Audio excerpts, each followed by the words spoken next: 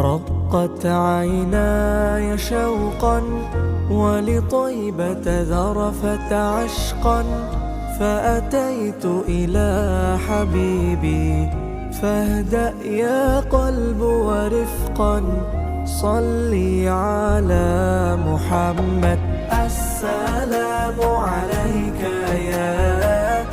يا رسول الله، السلام عليك يا حبيبي يا نبي الله، السلام عليك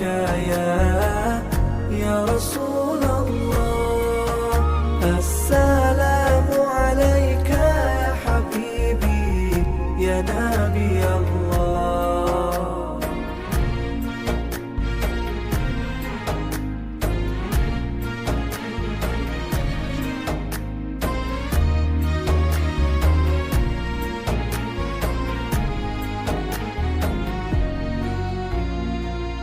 قلب بالحق تعلق وبغار حراء تعلق يبقي يسأل خالقه فأتاه الوحي فأشرق.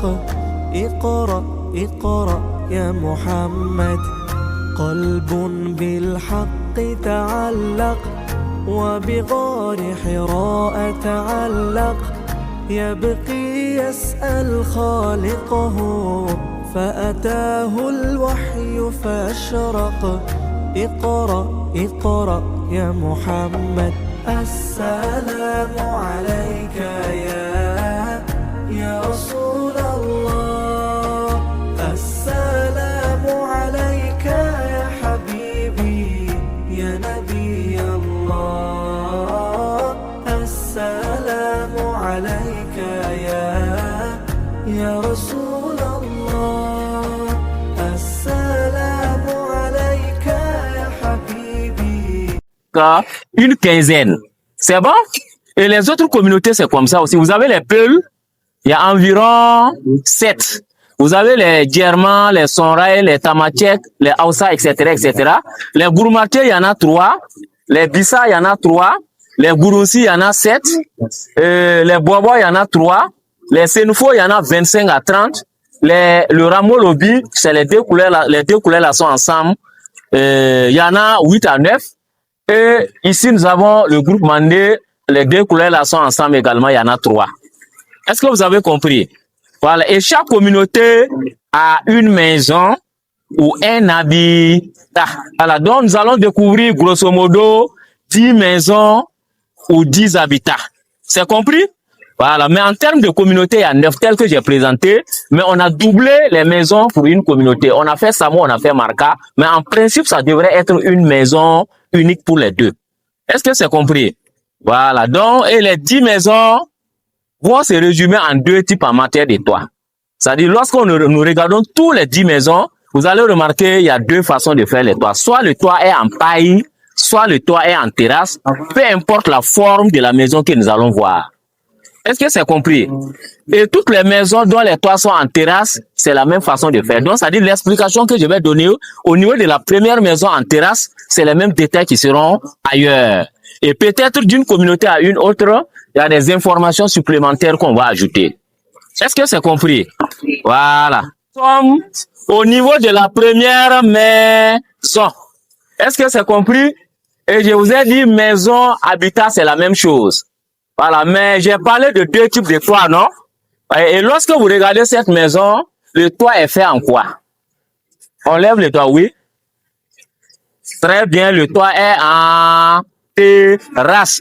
Et en ce qui concerne les toits en terrasse, il faut dire, c'est le bois qui sera aligné, serré, collé. On laisse même pas d'espace entre les bois, jusqu'à prendre toute la surface de la maison. Et la terre est fait monter au-dessus de ces bois. Et la terre est bien damée, c'est bien compacté. Et on travaille à ce qu'il y a une bonne pente, qu'on appelle l'étanchéité. De telle sorte que en cas de pluie, pour que tout l'eau soit évacué au sol. Rien ne va rester au-dessus de la maison. Parce que si l'eau doit rester au-dessus de la maison, forcément, à un moment donné, l'eau va s'infiltrer et pouvoir passer à travers le toit puis rentrer dans la maison. C'est bon? Donc, quand il pleut, le fait que l'eau est vite débarrassée du toit parce qu'il y a une bonne pente, tout l'eau, rien ne va rester au-dessus de la maison. Donc, l'eau ne va pas pouvoir rentrer. C'est bon? Et toutes les maisons en terrasse, c'est la même chose. Quelle que soit la forme de la maison que vous allez voir, quelle que soit la communauté, c'est la même façon de faire si c'est une maison en terrasse seulement. C'est bon? Ensuite, une fois qu'on a fini de faire le toit, on peut utiliser le toit. Par exemple, lorsqu'on a quelque chose à faire sécher, on va exploiter l'échelle pour monter se retrouver sur la terrasse. Par exemple, si maman a fait la farine de maïs, c'est mouillé, non? Voilà, elle va faire monter cette farine avec les outils qu'elle va utiliser pour étaler, et elle va étaler à la terrasse. Et une fois que ça se sèche, elle va rassembler et descendre conditionner là où il faut. Et pendant la période de chaleur également, quand il fait chaud, on peut faire monter les nattes sur la terrasse pendant la nuit, se coucher, bénéficier de l'air naturel. Est-ce que vous avez compris? Voilà, ça c'est quelques usages. On a récolté également les récoltes qui ne sont pas bien secs au champ. On peut les faire monter sur la terrasse, les entreposer le temps que ça se sèche bien et on va les enlever conditionner là où il faut. Est-ce que c'est bien compris? Voilà, donc voilà un peu quelques usages du toit en terrasse. Et au niveau des 4 premières maisons, on prendrait un peu du temps seulement. Et après la 4e maison, la visite va aller plus vite. Est-ce que c'est compris? Parce qu'on va avoir tout le résumé du village à partir de ces 4 là. C'est bon? Voilà. Est-ce qu'il y a des questions à poser? Et ça, c'est ce qui concerne les maisons dont les toits sont en paille. En réalité, c'est la forme de la maison qui nous impose la manière que le toit doit être fait. Donc ici, nous remarquons qu'il y a 2 pentes qui sont vraiment suffisantes. Quand il pleut, l'eau glisse, ça suit le sang de ces pentes et aucune goutte d'eau ne doit rentrer à l'intérieur de la maison. Est-ce que c'est compris? Et maintenant, toutes les maisons que vous allez voir dont les toits sont en paille, ça ne sera pas la même façon de faire.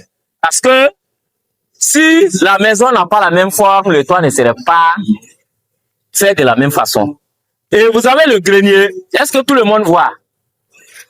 Le grenier, c'est là où on conserve les céréales. Si la famille cultive et elle le récolte, c'est là-bas qu'on voit que la famille va conserver les céréales, que ça soit le mil, le maïs, le sorgho, et la famille va enlever un peu consommer jusqu'à ce que ça finisse.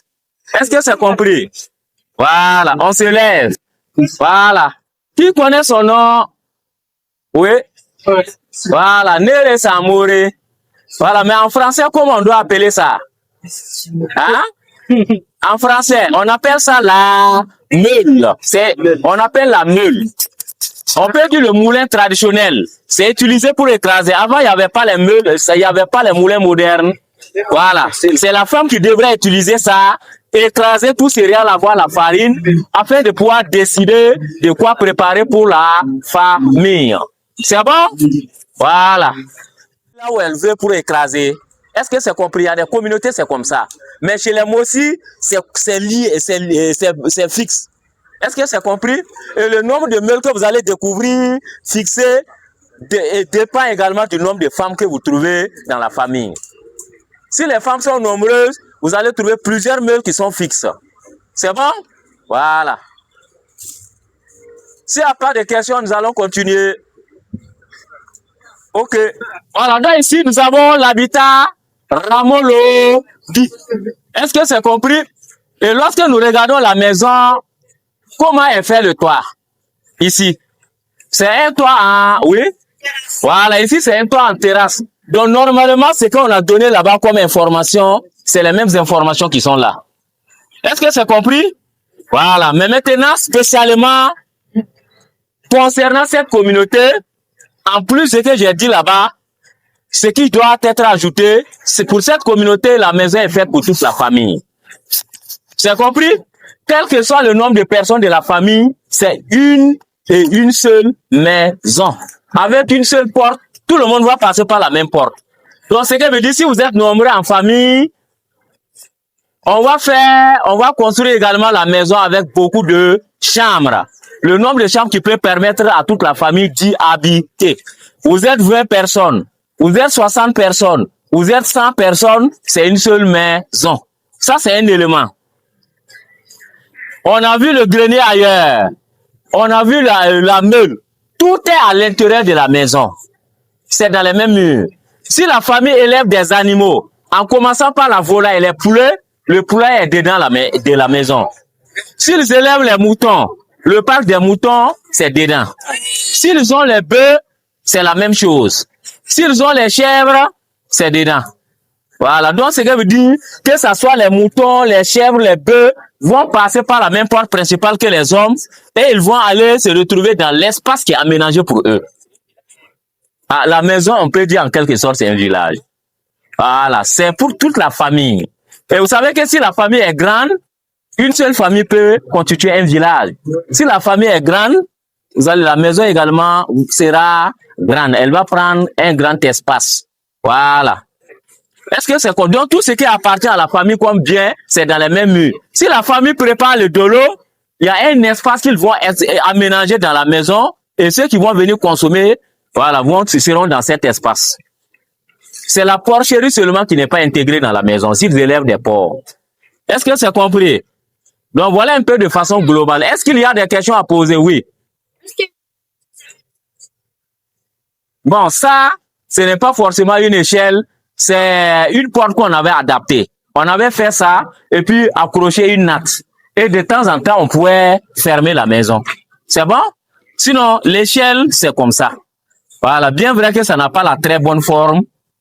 Voilà, mais c'est comme ça. C'est ça qu'on va exploiter pour monter. Mais ce qu'il faut noter également comme information, toute maison en terrasse, si on le veut, on peut faire étage. Est-ce que c'est compris? Voilà. Vous voyez l'étage, non? Les maisons en terrasse, si on le veut, on peut faire étage. Voilà. Dans tous les cas, vous allez remarquer une simulation d'étage qu'on a essayé de faire. Voilà. Et maintenant, les maisons en terrasse également, si on le veut également, on peut prévoir des escaliers à l'intérieur de la maison pour avoir accès au toit sans passer par l'échelle extérieure. Donc, à partir de l'intérieur de la maison, on peut monter, se retrouver sur la terrasse. Est-ce que c'est compris? Voilà. Elle est comme, la maison est comme pour les Mossi. C'est une case ronde. Mais la petite différence est que chez les Bissa, nous remarquons l'enduit est lisse. Mais chez les Mossi, ce n'était pas lisse, c'était rugueux. C'est ça qui était la différence. Est-ce que c'est compris? Et le grenier également, pour les Bissa, c'est construit en terre, le toit est en paille. C'est bon? Voilà. Mais chez les Mossi, tout était en paille. C'est bon? Voilà. Et là, vous avez la meule ici, c'est les mêmes explications. Voilà. Nous avons l'habitat bon. Et l'habitat bon, le toit est en terrasse. Et j'ai dit également, pour les maisons dont les toits sont en terrasse, on peut faire étage. Vous avez l'exemple ici, c'est en étage. Est-ce que c'est compris? Voilà, il y a étage. Voilà. Et ça répond aux mêmes explications. Et là, vous avez les fétiches familiaux. Les fétiches familiaux protègent la famille contre les ennemis. Et là, nous avons l'échelle qui a la bonne forme là. C'est ça qu'on va exploiter pour pouvoir monter sur la terrasse. Voilà. Et vous avez des escaliers également qui sont prévus à l'intérieur de la maison ici. Parce qu'on a étage là. Est-ce que c'est compris? Voilà. Et nous avons l'habitat gourmatier. Et l'habitat gourmatier, c'est exactement comme aussi. Il n'y a même pas de différence. Le toit est en paille et le grenier, tout le grenier est en paille. Voilà. Tout le grenier est en paille. Comme chez les Mossi. Donc, Mossi gourmatier, c'est exactement la même chose. Il n'y a même pas de différence. Est-ce que vous avez compris? Voilà. Et l'explication qu'on a donnée chez les Mossi, c'est la même explication. Voilà. Ensuite, donc on a déjà donné pour les toits, pour les maisons en terrasse. Et vous avez le grenier. Le grenier Samo, il y a 4 côtés. Et le toit était en paille, mais le toit est parti en ruine. Mais on peut faire une terrasse on peut faire une petite dalle. Et là, vous avez un banc. On peut s'asseoir là-dessus. Est-ce que c'est compris? Voilà. Et j'avais dit les Marcas et les Samo sont de la même communauté. Voilà. Donc, en principe, on pouvait ne même pas faire ça. Et les Samo sont pris en compte. C'est bon? Voilà. Et là, nous avons l'habitat. Il peut partir. Le jour qu'il décide de partir, il ramasse tout ce qu'il y a dans la maison et ils s'en vont. Est-ce que c'est compris? Et souvent, s'il y a le décès des membres de la famille, les pères vont dire que c'est pas un lieu de vie pour eux, ils vont partir. C'est bon? Voilà. Et souvent même le corps est abandonné dans la maison. Voilà, ils vont abandonner le corps et puis partir. C'est les autochtones qui vont se rendre compte et puis procéder à l'enterrement du corps. Est-ce que c'est compris? Voilà.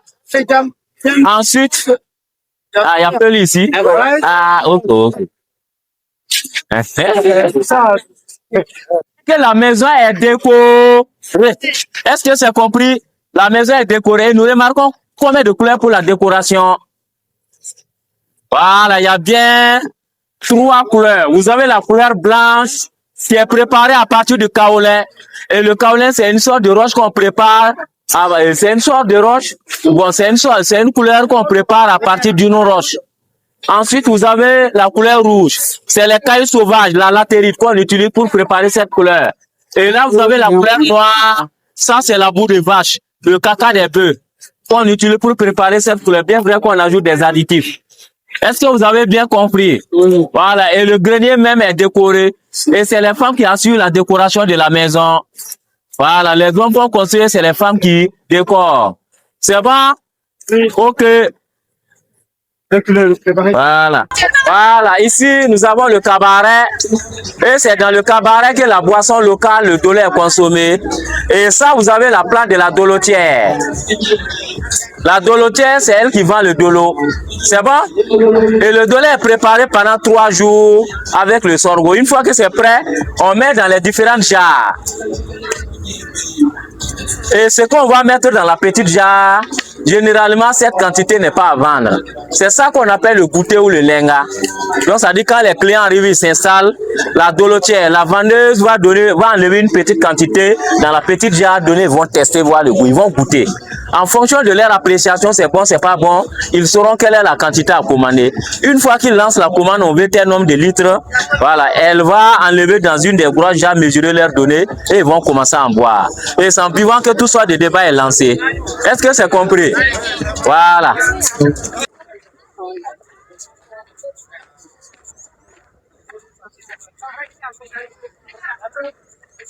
Puisse voir l'atelier du forgeron, la forge. C'est ici que le forgeron va fabriquer les dabas, tout. Mais maintenant, pour que le forgeron puisse travailler là, il faut qu'il ait le fer. Mais maintenant, c'est comment le forgeron obtenait le fer. C'est ça que nous allons vous montrer. Ça, vous avez le minerai de fer. Regardez bien. Est-ce que tout le monde voit? C'est bien les cailloux que vous connaissez, non? Voilà, on va vous présenter. Voilà, ça c'est bien le minerai de fer. Vous voyez bien, c'est les cailloux, non? Voilà, ça c'est le minerai de fer. Ça, à partir de ça que le forgeron produit le fer. Tout le monde voit, non? Voilà. Ça c'est bien les cailloux. C'est bon? Voilà, c'est à la base de ça que le forgeron travaille à obtenir le fer. Tout le monde voit. Voilà, c'est bien les cailloux sauvages là. C'est sûr. C'est qu'on a marché depuis jusque là. C'est ça. Il faut le charbon du bois. Voilà, vous voyez le charbon, non? Il faut le charbon du bois. Voilà, il faut le charbon du bois. Voilà. Ensuite, une fois qu'on a le minerai, on a le charbon du bois, il faut construire la structure. Ça, c'est ça qu'on appelle le fourneau. Les deux, ce sont des fourneaux. Est-ce que c'est compris? C'est construit en argile. Ça va? C'est construit à partir d'argile. Voilà. Et maintenant, une fois qu'on a fini de construire, vous avez les tuyères. Ouais, ce sont des tuyaux qu'on fait à partir d'argile. Voilà. Voilà. Et l'objectif est de pouvoir placer ces tuyères à travers ces trous-là. On va placer les tuyères là. Est-ce que vous comprenez? Voilà, on va placer là et on va boucher le reste des espaces. On peut placer 3 tuyères ici, 4 là, 2, 3. Et on va boucher le reste des espaces avec la terre, de telle sorte que l'air, qu'il n'y ait pas de communication entre l'intérieur du fourneau et le dehors. L'objectif principal est de pouvoir travailler à emprisonner la chaleur. Parce que une fois qu'on a fini de placer les tuyères, on va brûler de la paille ou des tiges d'huile dans le fourneau. et le feu va rester là-bas. On va mesurer une partie du charbon. On met, ensuite, le minerai déjà concassé en petits morceaux, on va mesurer une quantité mètre. Et on va répéter la même opération. On sait la quantité de charbon qu'il faut pour telle quantité de minerai. Et on va répéter la même opération jusqu'à ce que le fourneau soit rempli. Et vous allez voir le charbon au-dessus. Vous allez voir le charbon sur la cheminée. Est-ce que c'est compris? Voilà. Et le feu a déjà pris. L'air va passer à travers les tuyères. L'air va passer à travers les tuyères qu'on a placées là pour alimenter l'intérieur du fourneau pour que le charbon puisse brûler. Et au fur et à mesure que le charbon brûle, la température va augmenter à l'intérieur du fourneau. Et à partir de 800 degrés, les cailloux là vont fondre. Les cailloux là, ça va fondre, ça va devenir un liquide. Est-ce qu'il y a des gens qui ont fait la 4e? Ceux qui ont fait la 4e, vous avez vu la formation des roches, non?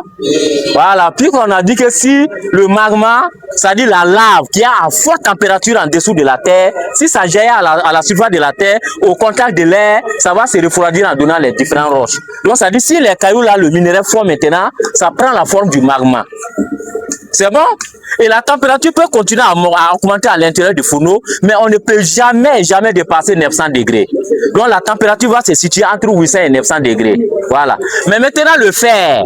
On vous a dit le fer peut fondre à partir de combien de degrés? Hein? Il connaît.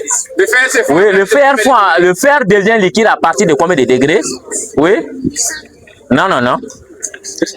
Le fer fond, le fer là, c'est qu'on utilise pour fabriquer la tabac. Le couteau, ça fond à partir de 1538 degrés. Donc vous comprenez que entre 800 et 900 degrés, donc ça ne peut pas atteindre la température de fusion du fer. Donc le fer ne peut pas fondre. Et on est sûr et certain que le fer est contenu dans les cailloux. Parce que c'est ça même qui donne la présence du fer qui donne la couleur rouge. Parce que si vous prenez un morceau de fer, ça c'est un morceau de fer, et vous l'abandonnez à l'air libre, vous allez voir, ça va prendre la rouge, ça va devenir rouge. Donc c'est la même couleur. Donc c'est la présence de l'oxyde ferrique dans le caillou qui donne la couleur rouge. Mais le fer n'est pas à l'état brut dans les cailloux là. Il y a d'autres éléments qui se sont collés là-dessus. D'autres éléments chimiques. Vous avez le carbone, vous avez le silicate, vous avez l'oxygène. C'est bon?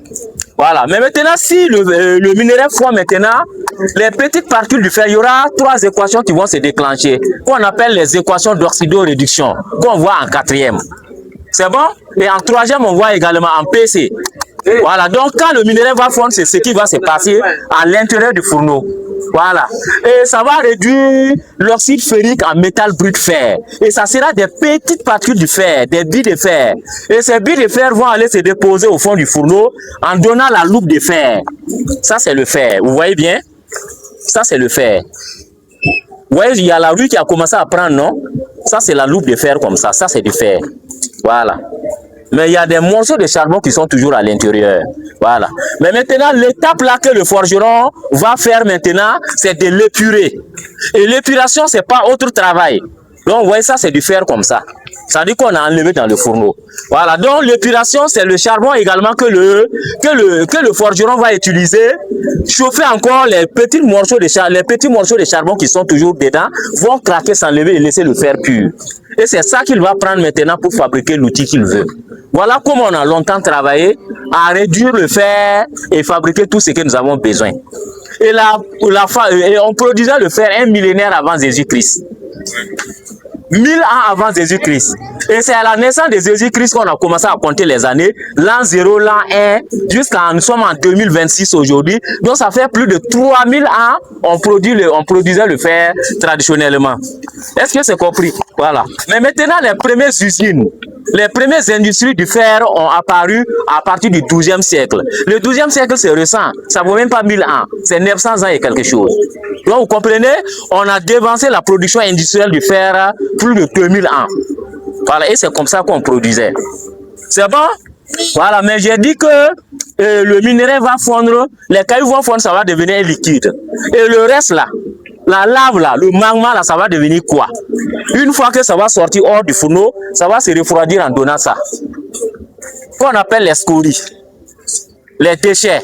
Et je crois que dans chaque langue-là, il y a le nom. Hein. Peut-être certains anciens peuvent connaître le nom en moré. Voilà. Et là, on a produit le fer. Vous allez voir, ça, c'est beaucoup. Puisqu'on va enlever ça, jeter, vous pouvez voir, ça peut faire une montagne. C'est bon? Et c'est le fer qu'on va prendre. Et ça, ça les intéresse pas. Ils vont jeter ça. On appelle ça les scories en français. Mais en moré, j'ai oublié, je comprends pas le moré. Les gens ont donné le nom ici. C'est bon? Voilà. Voilà comment on a longtemps travaillé à réduire le fer. Et voilà. Et maintenant, dans l'espace du forgeron, il y a des interdictions. C'est bon? Parce que avant de commencer l'opération, le forgeron, il va faire un sacrifice pour demander l'aide des anciens. L'aide des anciens. Il se met en contact avec les anciens. C'est pour cela qu'il va sacrifier un animal. Et sacrifier, ça veut dire que verser du sang à terre.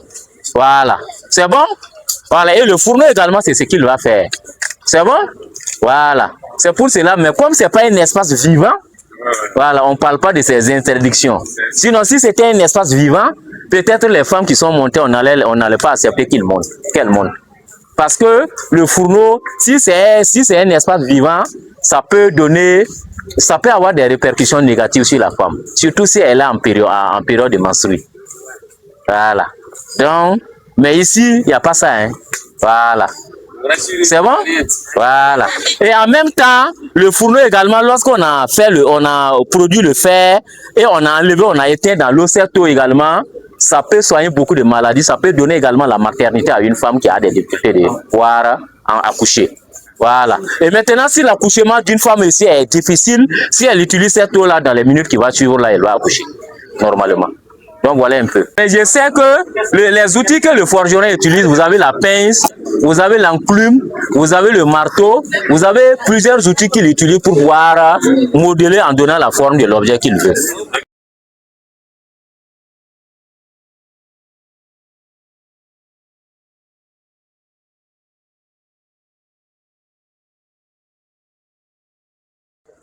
Ok, donc ici, le thème ici, c'est masque au-delà du visible. C'est les masques que nous allons voir. Est-ce que c'est compris? Voilà. Et nous allons découvrir les masques en grandeur nature. De telle sorte que si vous partez à une cérémonie dedans des masques, vous allez pouvoir les découvrir de cette façon. مولاي صل وسلم دائما أبدا على حبيبك خير الخلق كلهم مولاي صل وسلم دائما أبدا على حبيبك خير الخلق كلهم محمد سيد الكونين والثقلين محمد سيد الكونين والثقلين والفريقين من عرب ومن عجم مولاي صل وسلم دائما أبدا.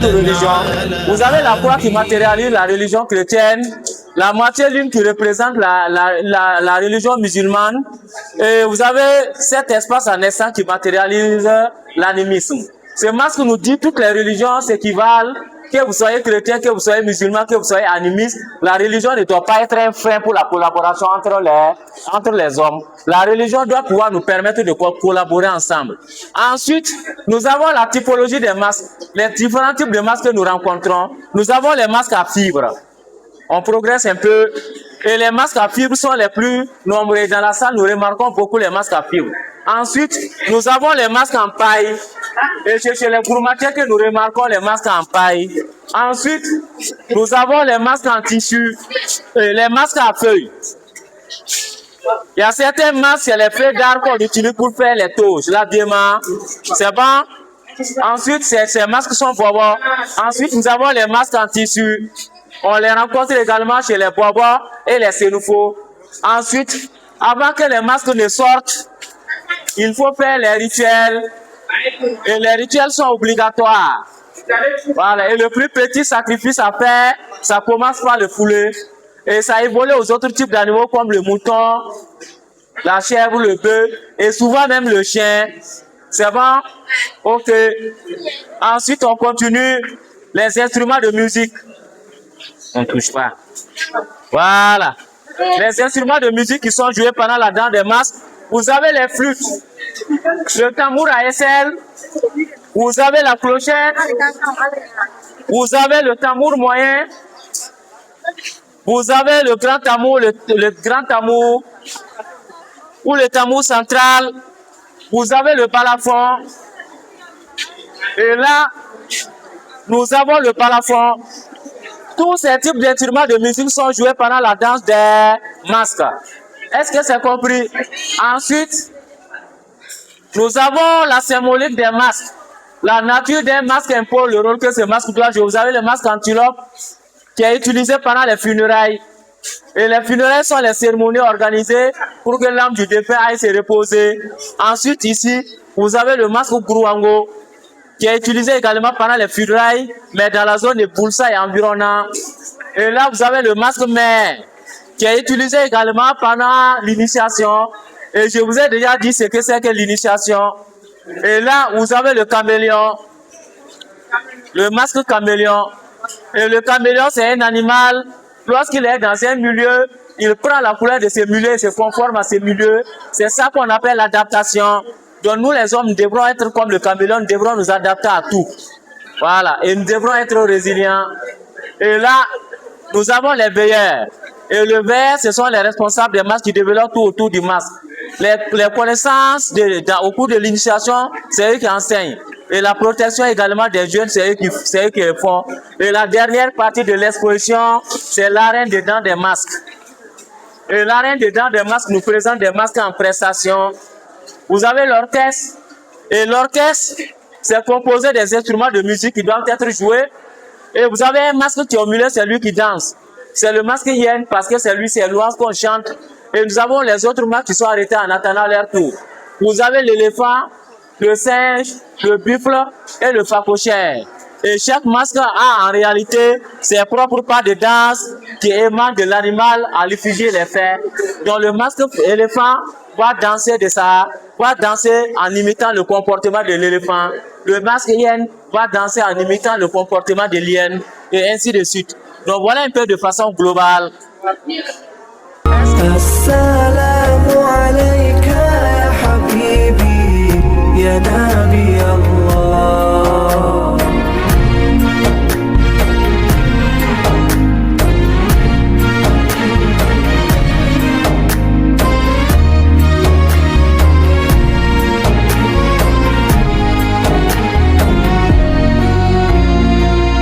قلب بالحق تعلق وبغار حراء تعلق يبقي يسأل خالقه فأتاه الوحي فأشرق اقرأ اقرأ يا محمد قلب بالحق تعلق وبغار حراء تعلق يبقي يسأل خالقه فأتاه الوحي فأشرق اقرأ اقرأ يا محمد السلام عليك يا رسول